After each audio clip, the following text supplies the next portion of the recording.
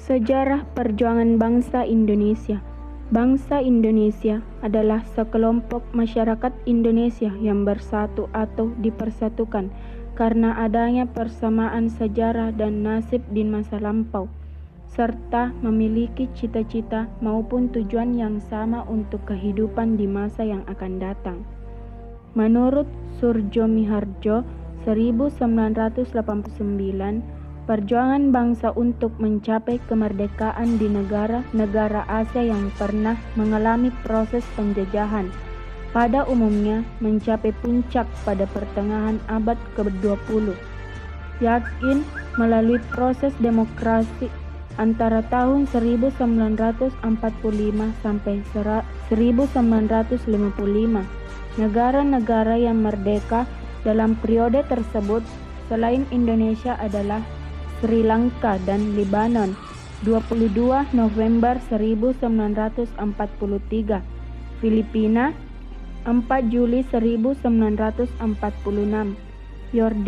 Yordania 22 Maret 1946, Pakistan dan India 15 Agustus 1947, Myanmar atau Burma 4 Januari 1984, Vietnam 20 Juli 1954, dan Sri Lanka 4 Februari 1948. Masa bangsa Portugis. Sebelum negara ini merdeka, Indonesia harus mencicipi kejamnya penjajahan oleh beberapa negara asing. Diawali dari Portugis yang pertama kali datang ke Malaka pada 1509 dipimpin oleh Alfonso de Albuquerque.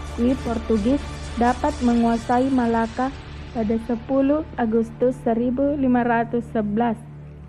Setelah mendapatkan Malaka, Portugis mulai bergerak dari Madura sampai ke Ternate. Sejatinya bangsa Indonesia meluncurkan berbagai perlawanan kepada Portugis.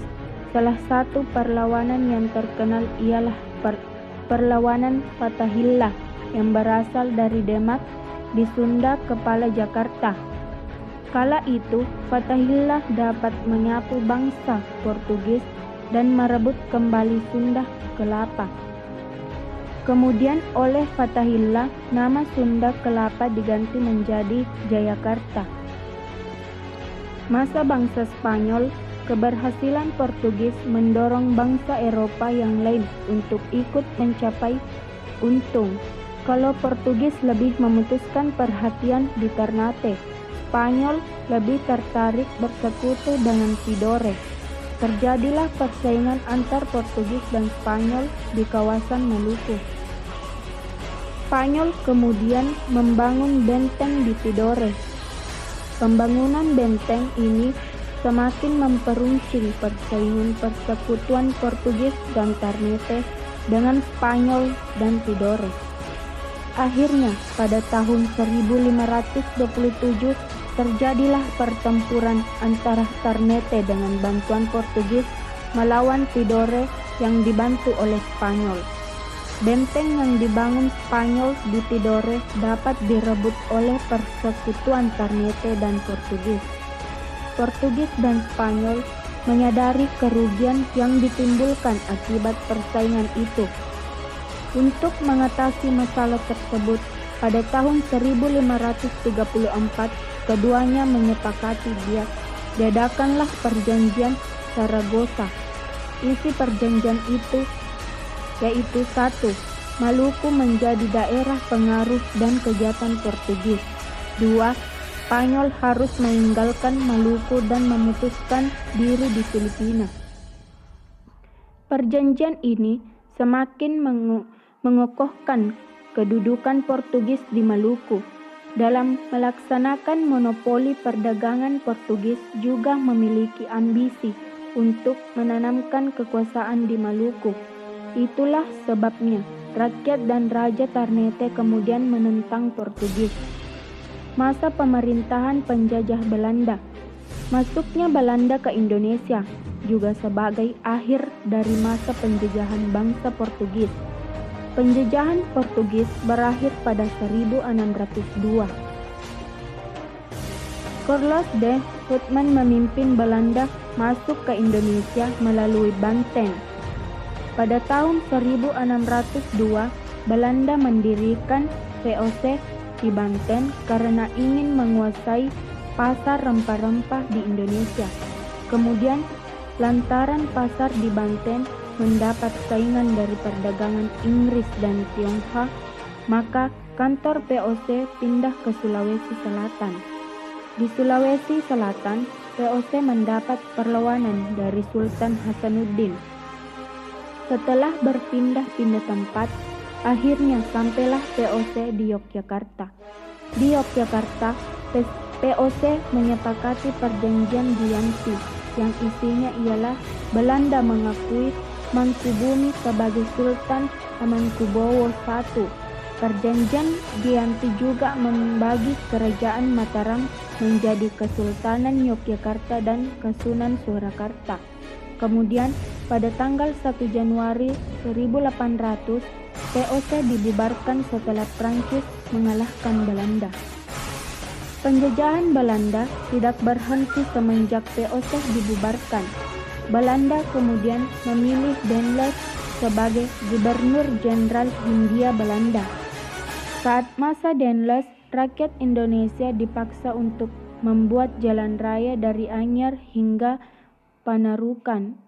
Namun, masa pemerintahan Daendels berlangsung singkat yang kemudian diganti Johannes Pen dan Bos. Johannes Pen dan Bos menerapkan kultur stelsel sistem tanam paksa. Dalam sistem tanam paksa, tiap desa wajib menyisihkan sebagian tanahnya untuk ditanami komoditi ekspor seperti tebu, kopi, nila, dan lain-lain. Hasil tanam paksa ini harus dijual kepada pemerintah kolonial dengan harga yang telah ditetapkan. Masa pemerintahan penjajahan Jepang, setelah 3,5 abad, Belanda menjajah Indonesia. Kemudian Jepang menggantikan penjajahan Belanda di Indonesia. Kala itu, melalui perjanjian Kalijati pada tanggal 8 Maret 1942, Belanda menyerah tanpa syarat kepada Jepang. Masa pendudukan Jepang dimulai pada tahun 1945. Saat melakukan penjajahan di NKRI, Jepang membentuk beberapa organisasi.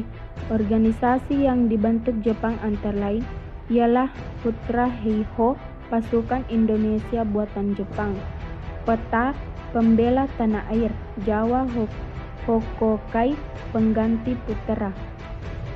Pada awalnya, kedatangan pasukan Jepang disambut dengan ramah oleh bangsa Indonesia. Namun, dalam kenyataannya, Jepang tidak jauh berbeda dengan Belanda. Pembentukan BPU PKI 1 Maret 1945, Jepang meyakinkan Indonesia tentang kemerdekaan dengan membentuk Dokuritsu Junbi Yosakai atau BPU PKI, penyelidik usaha-usaha persiapan kemerdekaan Indonesia. Teks Proklamasi Kemerdekaan.